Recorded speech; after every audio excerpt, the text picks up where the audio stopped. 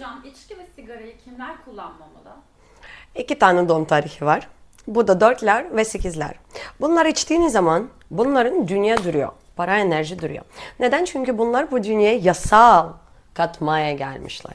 Yasal işleri, yasal ruhani olarak her şey.